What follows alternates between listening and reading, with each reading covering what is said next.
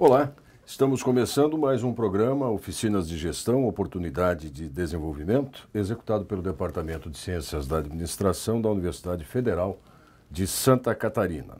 Este programa é em parceria também com o INPEAL, o Instituto de Pesquisas e Estudos em Administração Universitária. Uma oportunidade, como vocês sabem, para dirigentes universitários e também para estudantes de graduação e pós-graduação em administração ampliarem os seus conhecimentos e, no caso dos estudantes em particular, utilizando os conhecimentos, os conceitos, as questões aqui abordadas como atividades complementares à sua formação.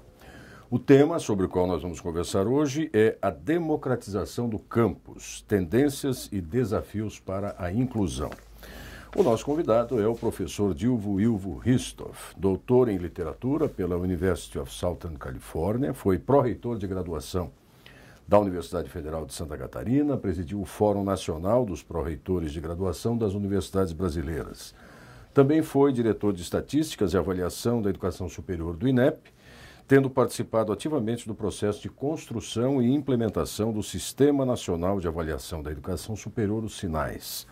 O professor Dilvo foi diretor de Educação Básica da CAPES, atuando na formulação da Política Nacional de Formação de Professores, na implantação do Programa Institucional de Bolsas de Iniciação à Docência, o PIBID, entre outros. Também presidiu a Comissão de Implantação da Universidade Federal da Fronteira Sul, em Santa Catarina, sendo nomeado o seu primeiro reitor. O professor Dilvo é autor de várias obras, como Universidade em Foco, Reflexões sobre a Educação Superior, Neorrealismo e a Crise da Representação, John Updike's Rabbit at Rest, Appropriating History, essa de 2008, e coautor dos livros Avaliação Participativa, Perspectiva e Debates, da coleção Educação Superior em Debate, Trajetória da Mulher na Educação Brasileira, Educação Superior Brasileira de 91 a 2004, uma obra em 27 volumes, um por unidade da Federação. Também foi um dos fundadores da revista Ilha do Desterro, criada na Universidade Federal de Santa Catarina em 1979. E um dos fundadores, em 1996, da revista Avaliação, tendo sido até pouco tempo, até recentemente, o seu editor adjunto. É professor titular aposentado da Universidade Federal de Santa Catarina e tem participado como autor de inúmeros capítulos de livros no Brasil e no exterior sobre literatura, avaliação e políticas públicas para a educação superior. Recentemente, o professor Dilvo teve aprovado pelo Conselho Universitário da UFSC, por unanimidade de seus membros, a concessão do título de professor emérito. Então, temos hoje aqui esse conjunto de atividades que, obviamente, estão aqui resumidas, né, professor Dilvo, mas que nos trazem para uma conversa sobre a democratização no campus, tendências e desafios da inclusão, um professor emérito dessa instituição. Portanto, é uma satisfação, professor Dilvo, recebê-lo aqui nesse programa. Prazer é meu. Muito bem, o nosso tema, claro, não nos permitirá muito tempo aqui, mas vamos tentar aproveitá-lo ao máximo sobre essa questão da democratização do campus, como se refere aqui o título, né, dessa conversa. Professor Dilvo, hoje no Brasil a gente já está com 8 milhões de matrículas na graduação, né? Quer dizer, ainda que pareça um número gigantesco, ou para alguns, se a gente relativizar também um número pequeno, mas no sistema representa muita coisa, o sistema de educação superior, né? É preciso ainda expandir mais? É possível expandir mais? É possível e é preciso. O sistema, mesmo com 8 milhões de estudantes de graduação, ele é proporcionalmente um sistema pequeno. Se nós quiséssemos ter a taxa de escolarização equivalente aos países europeus, nós deveríamos ter cerca de 12 milhões e 500 mil estudantes na graduação, sem considerar a dívida histórica. Teríamos que ter pelo menos mais 1,5 milhão para pagar a dívida histórica. O que é a dívida histórica? É a dívida histórica de um sistema que era extremamente excludente, competitivo nas universidades públicas, porque ela era muito pequena, e um sistema extremamente caro e, portanto, proibitivo nas instituições privadas, o que impedia que as pessoas pudessem cursar a universidade na idade correta, que é de 18 a 24 anos, né? 15 a 17 você deve estar no ensino médio, 18 a 24 na educação superior. Então, nossa taxa de escolarização hoje, a líquida, está em 21%, o que significa dizer nós aproveitamos 21 de cada 100 cérebros e sensibilidades, né, para colocar isso a serviço do desenvolvimento do país, e ela está em torno de 30% na taxa bruta. Então vejo que nós temos, na verdade, um número significativo de estudantes que estão acima da faixa etária adequada, o que é muito bom, porque são pessoas que perderam a idade correta e que depois dos programas de democratização do campus passaram a ter essa oportunidade. Então, respondendo de forma muito clara a tua pergunta, é necessário expandir? Sim, é necessário. É necessário porque o nosso sistema é pequeno, mas é necessário especialmente porque nós temos que potencializar mais pessoas e energias criativas para colocá-las a serviço do desenvolvimento do país. Agora, como eu mencionei há pouco na apresentação do professor Dilvo, ele passou pela experiência de implantar uma universidade federal, né? No caso, uma universidade que adotou um modelo de ter campus, ou campi, nos 3 estados, Paraná, Santa Catarina e Rio Grande do Sul. Mas a pergunta faz um pouco referência também a essa sua avaliação de que é preciso e necessário expandir. Eu queria ouvir do senhor como é que se pode observar a transformação da presença da universidade e os seus reflexos no entorno, naquelas comunidades que, se tivessem opções de ensino superior, e tinham, mas não eram públicas ou não eram na perspectiva de uma instituição plena de ensino, pesquisa e extensão como é uma universidade. Olha, passados o que, 10 anos, talvez, professor? Na verdade, 8. 8, né? A Universidade Federal da Fronteira Sul fez uma mudança significativa na cidade de Chapecó, por exemplo. Primeiro pelo alto investimento que significa. No primeiro ano, por exemplo, para dar uma ideia, nós investíamos em torno de R$140 mil por dia na região. Injetando na região. Isso tem um impacto enorme na economia e se expressa em coisas muito simples, né? Eu ainda me lembro muito bem do dono do restaurante que disse: professor, você tem que me avisar quando tem concurso, porque eu não consigo fazer comida para tanta gente. É o padeiro que faz mais pão, é o mercado que vende mais, é os bares, né, que recebem mais gente. A verdade é que eu diria que a região de Chapecó hoje, especialmente, ela se tornou um polo regional de referência e o que é mais importante, ela está assegurando aquele jovem que tinha que vir para a ilha de Santa Catarina, no outro canto do estado, né, deixar a sua família, está segurando esse jovem para poder estudar lá numa universidade pública, gratuita e de qualidade. Então, é extremamente significativo para a vida das pessoas da região. Para aqueles que têm a oportunidade de estudar, mas também para quem orbita. E para quem orbita. Agora, há uma questão, sobretudo quando se ouve a crítica a uma excessiva entrada de novos estudantes e ampliação de possibilidades de ingresso, enfim, de que talvez nós não consigamos gerar na mesma proporção empregabilidade para esses jovens. Pensando na perspectiva da universidade única e simplesmente como alguém que forma recursos humanos para atuação no mercado de trabalho. Será que ampliando para esses 12 milhões de matrículas, nós não teremos daqui a alguns anos uns 4 milhões de desempregados com curso superior? Eu estou aqui fazendo uma provocação. Exato. Essa afirmativa, ela tem, no meu entendimento, 2 equívocos. Em primeiro lugar, é o equívoco de pensar que o grande desemprego está nas pessoas que têm educação superior, né? E é um equívoco que por exemplo, os médicos do Brasil, em 1970, quando propuseram ao Ministério da Educação que não se abrisse mais nenhum curso de medicina... 1970. Quando o Brasil tinha 90 milhões em ação, 90 milhões de habitantes. Ou seja, em 1970, eles propuseram que não se abrisse mais curso de medicina porque haveria uma legião de desempregados em 6 anos. Isso é apenas uma defesa do corporativismo, não é uma visão de país. Né? Isso é em primeiro lugar. Porque, claro que muitos estados do país naquela época não tinham formado um médico sequer, em primeiro lugar. Em segundo lugar, havia regiões, né, pouco desenvolvidas, como a Norte, Nordeste e mesmo o Centro-Oeste. Em 1970 era pouco desenvolvido. Então, não se tinha visão de futuro, tinha visão do próprio umbigo. Se gera mais desemprego, bom, basta olhar para o que dizem os dados do IBGE. O IBGE diz que apenas 75% dos médicos formados exercem medicina. 1/3 dos engenheiros exerce engenharia.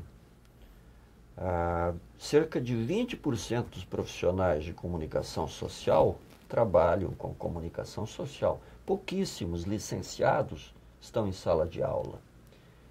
Mas essas pessoas estão desempregadas? Não. Não estão desempregadas. Aí está o segundo equívoco.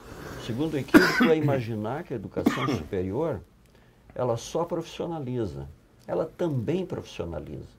Mas ela é um grande gerador de oportunidades para quem teve esse nível de educação. É um graduado em aquicultura que vai se tornar um pequeno empresário ou um grande empresário. Por quê? Porque ele aprendeu um conjunto de técnicas que são úteis para ele e que ele se junta com outro, né, e monta a sua empresa e é bem sucedido. Ou então o próprio sistema social chama as pessoas, porque a dinâmica da sociedade ela é muito mais criativa do que as nossas estruturas acadêmicas rígidas. Então eu diria que tem dois equívocos. Né? Primeiro é esse achar que quem tem mais educação tem mais chance de ficar desempregado. É o contrário. Né? Então a universidade é uma geradora de oportunidades. E a segunda é achar que a educação superior só serve para profissionalizar, ela serve para muito mais do que isso. Seguramente. Cada um de nós que teve a oportunidade de passar por um curso superior tem essa exata noção de como éramos quando chegamos aqui e no que nos transformamos depois de passar pelo ensino superior. Agora, tem uma outra questão que está associada também a essa democratização do campus, a expansão, que é também algo relativamente recente, digamos assim, de uma década, um pouco mais, que são as políticas de inclusão, né? Quer dizer, digamos assim, reparação da exclusão histórica de determinados grupos sociais que enfrenta, isso a gente pode afirmar, uma grande resistência ainda, mas que tem transformado o perfil das universidades, professor Diogo. Então, quer dizer, essa questão de, inclusive com a discussão de organismos internacionais, isso já virou um grande tema, uma grande pauta, né? Mas então, talvez essa seja uma outra razão para a expansão, para cada vez mais conseguirmos pôr em prática essas políticas de inclusão. Você está dizendo que a expansão e a inclusão são sinônimos. Na verdade, não são. Nós podemos engordar o elitismo, né, fazendo mais do mesmo. Nós podemos expandir o sistema nessa direção. A política de inclusão ela tem um diferencial. Ela implica em expansão, mas ela diz que nós temos que trazer para a educação superior os grupos sociais historicamente excluídos, por diversas razões. Ou porque são pretos, ou porque são pobres, né? ou porque são filhos de pais sem escolaridade. Enfim, há um conjunto de razões. Então, quando a gente fala em política de inclusão, nós estamos dizendo que nós estamos trabalhando por um sistema que garanta que essas pessoas possam ter acesso a uma coisa que sem a política elas não teriam acesso. E esse é o diferencial. Agora, quais são as principais políticas que o senhor avalia hoje que estejam... Olha, hoje, eu diria que... atendendo a essa preocupação. Eu diria que a era Lula e Dilma, porque os anos 90 foi uma época de uma expansão muito grande, na época em que era ministro Paulo Renato. Na era Lula e Dilma, nós tivemos um diferencial, a expansão com inclusão. Eu diria que todos os programas do Ministério da Educação, nesse período, de uma forma ou outra, se preocuparam com a inclusão. Primeiro, o ProUni. Né? Vamos citar rapidamente. ProUni, ReUni, FIES, o novo FIES, né? Os institutos federais, a Universidade Aberta do Brasil, a criação do PNAES, do PNAEST, né, da Bolsa Permanência e por aí afora, são muitos. Mas vamos pegar o ProUni. O ProUni é um programa que já formou hoje mais de 500 mil jovens carentes no país. Aí a pergunta que as pessoas fazem, isso é muito? É muito. 500 mil é equivalente a 5 gerações de formandos de todas as universidades federais juntas. Isso se levar em conta que esta era a oportunidade deles, não havia outra. Essa oportunidade, porque o ProUni dá bolsa para quem vem de família de até um salário mínimo e meio, é bolsa integral, ou para uma instituição não pública. Ou 3 salários mínimos, meia bolsa, né, em instituições privadas. Em instituições privadas. A um custo muito baixo. As pessoas normalmente dizem, não, mas se jogasse esse dinheiro nas universidades federais, daria. Não daria. Não daria. O custo na ponta do lápis, ele fica em torno de R$100 por aluno por mês. Você não coloca um aluno nessas condições numa universidade federal. Então, esse foi o programa um programa de democratização no setor privado, bem sucedido. O segundo foi, nas públicas, foi o REUNI. O que o REUNI fez? O REUNI interiorizou as universidades federais, criou mais de 170 campi. É por isso que a Universidade Federal de Santa Catarina hoje não é mais a Universidade Federal de Florianópolis. Exatamente. Ela está em Araranguá, ela está em Curitibanos, está em Joinville, está em Blumenau. Quer dizer, além do que você tem uma fronteira sul lá que está em vários lugares. Então, essa interiorização foi fantástica. Então, o REUNI teve dois polos importantes. Um foi de recuperação das universidades federais que vinham sendo sucateadas durante anos, e depois a interiorização com a expansão. Então, nós saímos aqui de uma casa de 3.800 alunos para mais de 6.000 alunos de graduação. Não? Né? De vagas. De vagas. Não, de alunos são 50 e tantos. Exatamente, de vagas. Mas veja o impacto disso. Então, o programa de inclusão. O FIES. O FIES foi um programa que em 2010 ele foi reestruturado. E foi reestruturado de tal forma que o juro ficou absolutamente subsidiado. Né? Então, gratuito para quem estudasse qualquer licenciatura, gratuito em termos, né? Ou seja, você não precisa devolver desde que você vá trabalhar na escola pública depois de formado. Então, você não precisa pagar o empréstimo. O mesmo para a medicina. Mas poucas pessoas sabem disso. Mas mesmo quem tem que devolver, o juro era praticamente simbólico. Tanto que agora, recentemente, aumentou. Né? Vamos pegar, então, o SISU. O SISU combinado à lei das cotas, que foi outra política de inclusão, mas combinado à lei das cotas, o SISU é um elemento extremamente democratizante. Por quê? Porque bom, em primeiro lugar é importante dizer que todas as universidades federais, a partir da lei das cotas, chegaram no ano passado, em 2016, a ter, em todos os cursos, 50% de seus alunos oriundos da escola pública. Então, uma vitória extraordinária.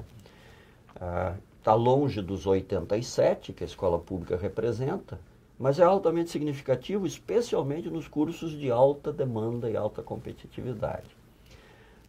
Então, o SISU também é democratizante pelo seguinte, porque você tem um vestibular pequeno, estadualizado, pago, né, disponível para quem consegue viajar e fazer vários, espalhados pelo Brasil, que foi substituído por um vestibular grande, vamos chamar de um processo seletivo grande, né, nacional, com um referencial nacional de qualidade, é importante dizer isso, que é o Enem, né, com possibilidade de mobilidade para todos, ricos, pobres, pretos e brancos, porque você pode se inscrever via computador.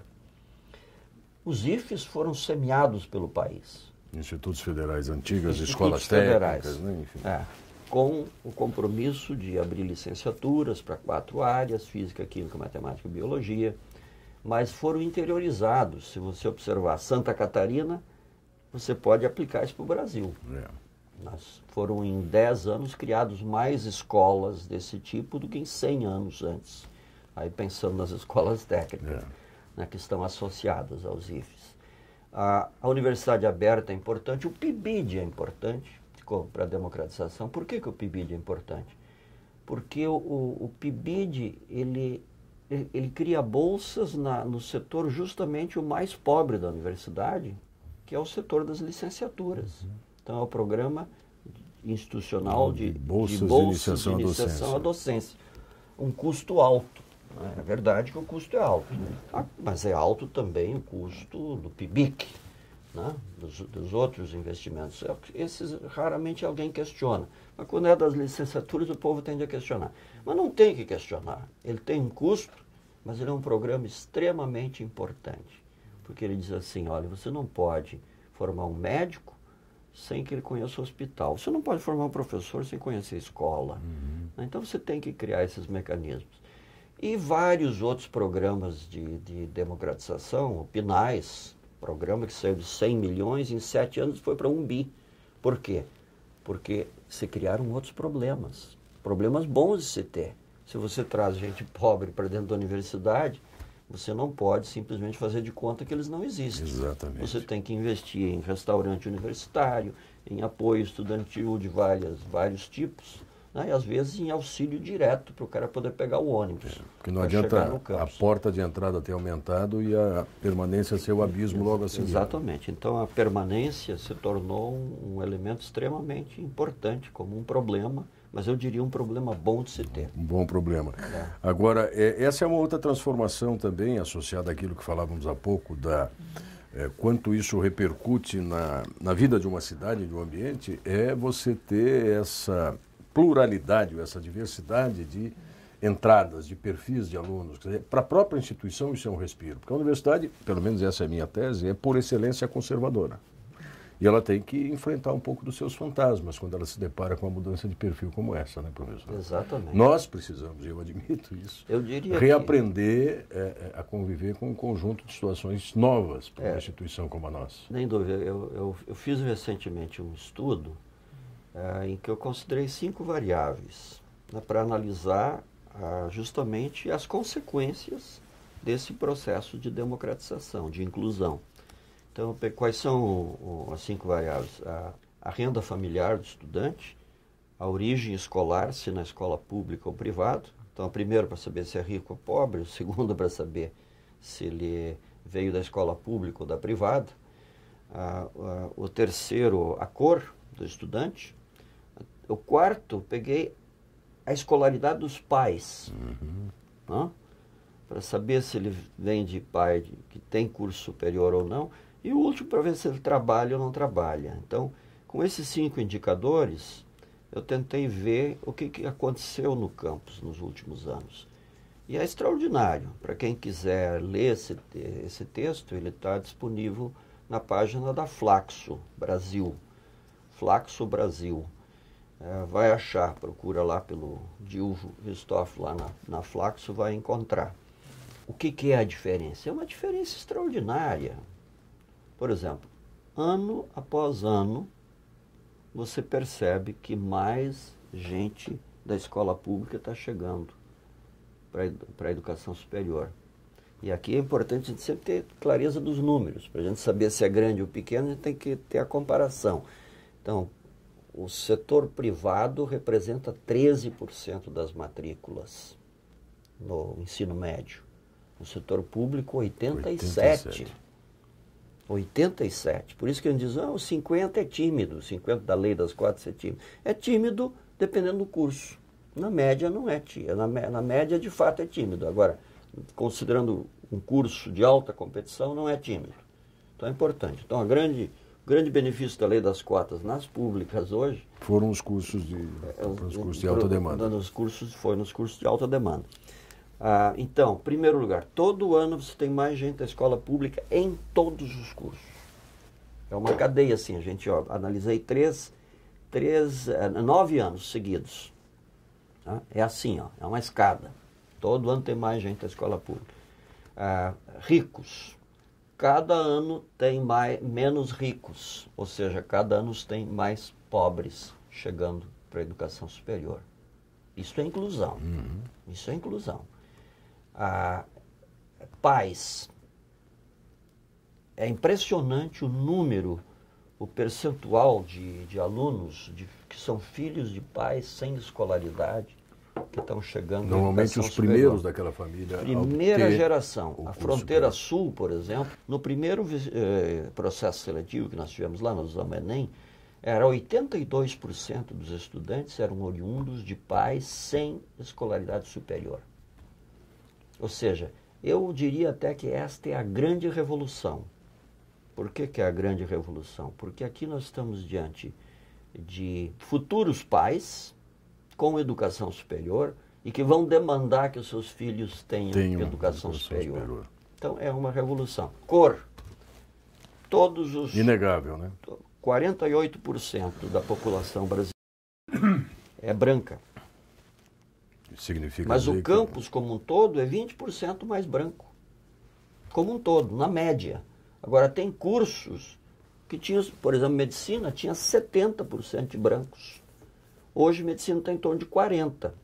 Medicina ainda é um dos cursos mais brancos do Brasil. Não? Mas veja a diferença, né?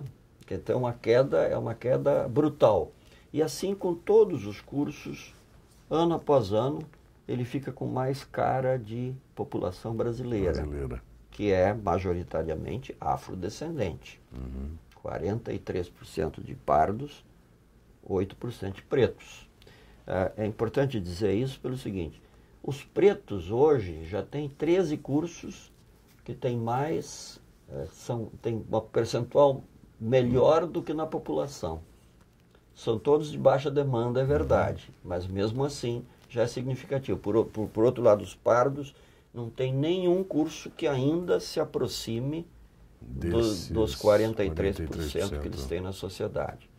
Então, eu diria que mudou muito o campus nesses últimos anos, essa grande mudança, e por isso que precisa de PNAES.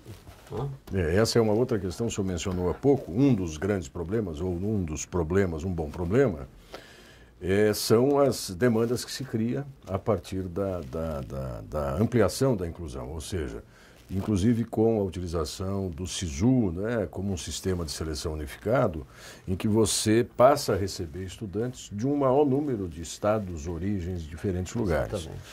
E aí é natural que estes jovens tenham maior dificuldade de permanência do que os jovens daqui da região ou do estado, enfim, pela distância, por tudo isso. Quais seriam os outros desafios que essa democratização, que ao meu modo de ver já é irreversível, quer dizer, não dá para não contar com ela, quais são os outros grandes desafios para os gestores universitários, e parte das pessoas que nos acompanham é de gestores também. São muitos pequenos desafios, mas que conseguem se tornar um problema das administrações universitárias. Primeiro porque às vezes começa já na matrícula. O sujeito conseguiu, por exemplo, passar no processo seletivo via Enem, se inscreveu lá de São Paulo, mas se inscreveu em Santarém, sei lá. Santarém. Queria pegar um caso real de São Paulo, foi para o Espírito Santo. Esse menino não tinha dinheiro para ir lá na época da matrícula. Aí ele comunicou com a universidade, mas eu não posso ir, é muito dinheiro para eu ir para lá agora, que daqui uns dias eu vou ter que ir de novo, definitivamente, aí eu vou ter que voltar. Só para a matrícula eu preciso ir. A universidade criou um sistema, em função disso, de fiadores ou de procuradores para atender este grupo de estudantes, né, que estava precisando daquilo. Então, isso é um problema assim, bem concreto, mas é um problema. É um problema grande para o indivíduo. Segundo, moradia estudantil. Você tem que pensar em como é que você vai ajudar esse aluno para o caso da moradia. Sem PNAES não dá. Né? O PNAES, para quem não sabe, Programa Nacional de Assistência ao Estudante. Repito, em função da medida, ele aumentou de 100 milhões para mais de 1 bi. Né? No último ano, em 2016. E não está dando conta ainda. E não está dando conta, porque realmente é outra população que está chegando ao campus. né, e nós precisamos. Tanto que a UNE estava reivindicando 2 bilhões para o PNAES. Eu pessoalmente acho que não precisaria de 2 bilhões, pode ser um pouco menos, né? Mas tem que estar combinado com as outras, por exemplo, com a Bolsa Permanência. Eu trabalhei muito com esses números quando fui diretor de políticas da CESU. Então, na época, eu estava convencido de que não havia necessidade de 2 bilhões. Que se tivéssemos mais uns 400 milhões aí, daria conta para aquele momento. Porque tem um momento em que os alunos que entraram começam a sair. E aí você abre espaço para esses outros. É um ciclo, né? Nós estávamos chegando quase que ao ponto de equilíbrio, né, no ciclo. Mas, então são muitos problemas. É um problema que tu resumiste em uma palavra. É permanência. Você tem que assegurar a permanência. A permanência, em grande parte, ela tem a ver com recursos financeiros. Mas também tem a ver com apoio acadêmico e, às vezes, psicológico. Pois é, essa é a pergunta que eu queria emendar, que parte também das críticas à democratização, como o senhor menciona como título dessa nossa conversa, parte da crítica diz respeito à formação desse jovem, à formação anterior deles, que eles não têm a mesma qualidade de ensino porque são oriundos de escola pública. Isso também já é um mito que está sendo desfeito? Esse é um mito que está sendo desfeito. Os números provam que não é assim. Quais são os números? Por exemplo, se você pegar os resultados do ENAD, Exame Nacional do Desempenho do Estudante, eu analisei os 3 ciclos completos do ENAD e comparei os pró-unistas com os não pró-unistas. Então, eles fazem exame a cada 3 anos, né? mesmo conjunto de cursos. E o que se constata é que em todas as edições, mas todas, e em todos os grupos, os pró-unistas sempre tiveram desempenho superior na grande maioria das áreas e, em vários casos, em todas as áreas avaliadas. Em todas, não é a maioria, em todas, em várias edições. Então, não é o ProUni que está baixando a qualidade, estou falando agora do setor privado. Isso. Pelo contrário, o que os dados revelam é que nós estamos trazendo para o setor privado um aluno mais qualificado. Mesmo que oriundo de escola pública. Mesmo oriundo da escola pública. Não, ele tem que ser oriundo da escola pública. Por quê? Porque não é ele ter dinheiro para se matricular e passar perto da escola. Não, ele tem que passar pelo Enem e ter no mínimo 450 pontos. Aí nós cruzamos mais de 1 milhão de estudantes pró-unistas, pagantes e fiesistas, que usam o FIES. E a curva é muito interessante, que enquanto pagantes e pró-unistas estão um pouquinho abaixo dos 450, os pró-unistas estão em 550 na alta concentração. Subiram a régua. Eles já entram melhores. Então não é só que eles se agarram àquela oportunidade de unhas e dentes, eles também já entram melhores. E é por isso que em 2015 nós fizemos uma modificação extremamente importante, que foi de estender esses 450 pontos para o FIES. E o FIES não tinha essa exigência. Então, se você tem um mínimo de exigência na entrada, você traz alunos melhores. Bom, isso cuida do setor privado. Agora, no setor público, o processo seletivo é SISU. Aí, se você compara os da ampla concorrência com os cotistas, você vai ver que, em geral, a ampla concorrência tem um desempenho superior. Quando você olha na escala de 1000 pontos, até dá a impressão que é grande. Então, um tem 780 pontos. Vamos ficar na faixa de 700, que é quando se entra. Né? O topo ali da entrada, em geral, está na faixa de 700 pontos, de 1000. 780 de ampla concorrência, 760 para de escola pública. Para de escola pública, para o cotista de escola pública. Você pode achar assim, 20 pontos. Não, nós que estamos acostumados com uma escala de 10, nós provavelmente arredondamos os 2 para 8. É ou não é? É. Não é diferença. O máximo que eu observei na faixa dos 700 pontos é 0,4, é 4 décimos da escala de 10. Isso vale para a faixa dos 600 pontos, para a faixa dos 550. Agora, tem um problema. Por exemplo, como as universidades são autônomas para receber qualquer aluno, né? Estou falando das universidades agora, com U maiúsculo, né?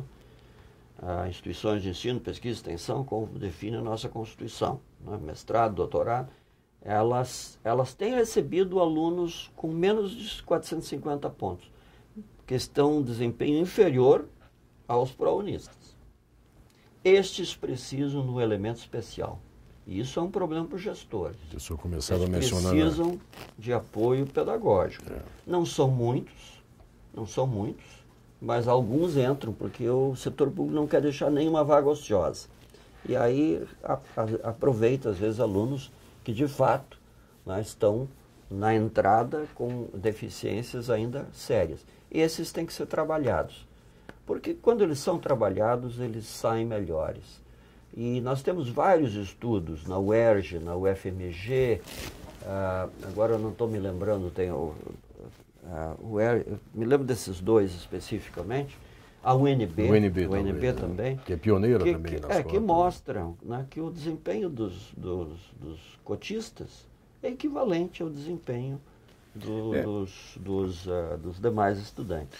Talvez possamos mencionar, por exemplo, eu conheço uma situação em particular da Universidade Federal de Santa Catarina, que implantou do ano passado, 2016 para 2017, uma modalidade chamada pré-cálculo, que é uma espécie de preparação para disciplinas de cálculo, sobretudo das áreas dos cursos todos de exatas, mas alguns deles também das sociais aplicadas, administração, economia, tendo em vista o alto volume de retenções nessas disciplinas, cálculo 1, reprovações, né, vai retendo esses alunos.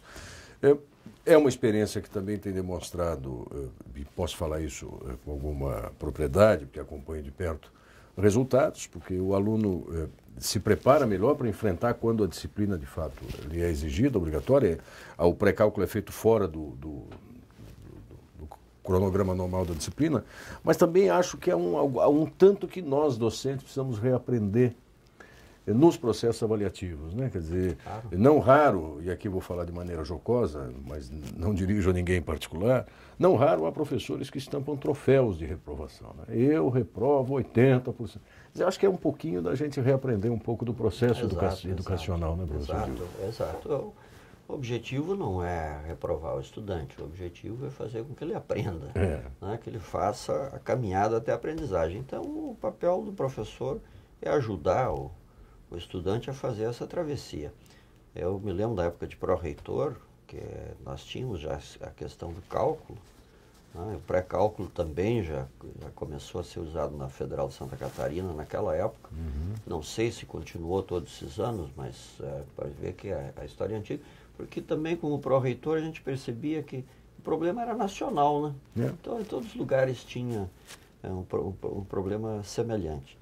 Mas eu acho que o importante é, se a gente tem essa concepção de que o professor deve ser aquele que ajuda o estudante a fazer a travessia até a aprendizagem, então a gente tem que ter programas de formação pedagógica que auxiliam os estudantes, especialmente esses que vêm por políticas públicas de inclusão, a fazer a travessia. Muito bem, nós estamos nos aproximando aqui do final do tempo que temos aqui para essa conversa. Quero já desde logo agradecer muito o professor Dilgo Ristoff, que esteve conosco aqui, e a parceria com o IPEAL, Instituto de Pesquisas em Administração, Estudos em Administração Universitária, que participa também da organização dessa conversa. E deixar um último questionamento, professor Dilgo, se talvez a época que o senhor foi pró-reitor aqui da Universidade Federal de Santa Catarina, 96 a 2000? 92 a 96. Depois, quando o senhor teve a oportunidade de implantar como primeiro reitor à Universidade Federal da Fronteira Sul, talvez se nessas duas circunstâncias históricas eu lhe perguntasse se o senhor saberia definir o perfil da universidade que temos hoje, no ano 2017, o senhor conseguiria ter essa percepção ou mais? Que universidade teremos, que universitário teremos daqui a 10 anos, professor Dilgo? Bem, a tendência internacional hoje, considerando as duas últimas conferências mundiais, por exemplo, da Unesco, né? Agora a Agenda 2030, né, que busca a questão da sustentabilidade, o que a gente percebe é que nós fizemos uma trajetória que eu chamo do tabu ao totem, na questão da inclusão e da expansão. Lá nos anos 90, quando eu era pró-reitor, falar, por exemplo, em educação à distância era tabu. Né? Falar em avaliação da qualidade era tabu. Né? Expandir era tabu. Era dificílimo. Né? E o que nós temos observado é que hoje isso é uma coisa quase sagrada. Mas não é só nacional. Quando eu digo quase sagrada, porque é coletivamente compartilhado, é uma coisa totêmica, né?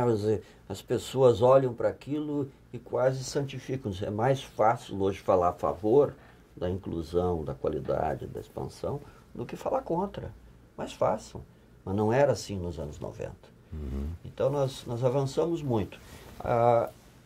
Eu acho que superamos a ideia de que o pequeno é o bom. Não? Eu sempre digo que se pequeno fosse bom, o que está associado a isso? Isso bom e bonito, né? Vale para bonsai, né? Mas para o sistema educacional não vale.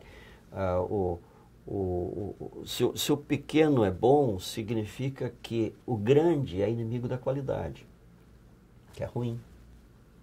Bom, eu digo, se isso fosse verdadeiro, nós deveríamos ter um dos melhores sistemas educacionais do planeta, porque nosso sistema é proporcionalmente pequeno.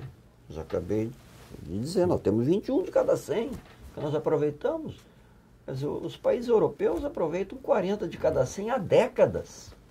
O Chile aproveita 40 de cada 100, a Argentina, vários outros países. Então, não é verdade que quantidade é inimigo de qualidade. Não é verdade. Mas o elitismo histórico, né, que fazia com que, em outra época no Brasil, você é jovem demais, mas na minha época de estudante do primário, nós tínhamos que fazer exame de admissão para a quinta série do ensino fundamental. Não era para todos. No mundo já tinha universalizado o acesso para a educação básica. Então hoje nós vivemos um pouco isso. Mas eu estou dizendo o seguinte, quer dizer, quais são as grandes tendências? Eu diria que, se nos anos 90 a tendência foi de expandir, dos anos 2000 da era Lula e Dilma foi incluir, né, expandir, mas com esse viés da inclusão muito forte, eu diria que a próxima década vai ser a década da internacionalização. Nós hoje estamos entendendo melhor que nós fazemos parte de uma comunidade muito maior do que a comunidade brasileira. Isso está surgindo de forma lenta, mas eu acho que está surgindo de forma decisiva. Não é só pelas iniciativas do Mercosul, que tem os vai e vens, etc. Mas eu diria que logo, logo nós vamos ter uma universidade aberta do Mercosul. Né? Logo nós já temos agora, já desenhada, aliás, participei do desenho dessa universidade, a Universidade Aberta dos BRICS, né, que nós chamamos BRICS Network University. Pois é, a BRICS Network University vai acontecer e vai servir de modelo, né, para nós termos esse tipo de universidade em que tu compartilha do esforço do corpo docente com outras universidades de qualidade do planeta. Então dá para fazer com a Europa, dá para fazer com os Estados Unidos. Mas pergunto, por que não começaram ali? Por que começou com os BRICS? Porque nos BRICS todo mundo fala de igual para igual. Todos eles têm em comum o fato de que tem muito por fazer. Exato. Então foi relativamente simples, eu diria. Simples não, mas foi... eu diria que foi natural. Foi menos difícil do que fazer a fronteira sul, né? Porque nós negociávamos tudo. Às vezes esbarrávamos num termo, no outro, que um país tem conceitos associados àquele termo que você não tem, e aí a coisa emperra. Mas nós conseguimos fazer um desenho da Universidade dos BRICS, e eu tenho certeza que isso vai se transformar em ligas de muitas universidades no futuro, e esse exemplo vai se estender. Então eu diria que a próxima geração nós vamos estar formando essas pessoas que nós incluímos para a cidadania internacional. Fica aí o desafio e a sugestão para os gestores em particular, claro, para que se ocupem hoje daquilo que vai ser a universidade daqui a uma década. Com certeza vai ser isso. Professor Dilvo, mais uma vez uma satisfação podemos ter conversado aqui sobre esses temas. Obviamente que se tivéssemos um pouco mais ou muito mais tempo a gente poderia aprofundar, mas mais uma vez reitero a gratidão pelo senhor ter participado conosco aqui. E para vocês que nos acompanharam, continuem atentos à programação das palestras já exibidas para poder revê-las e a programação das próximas. Até o próximo encontro.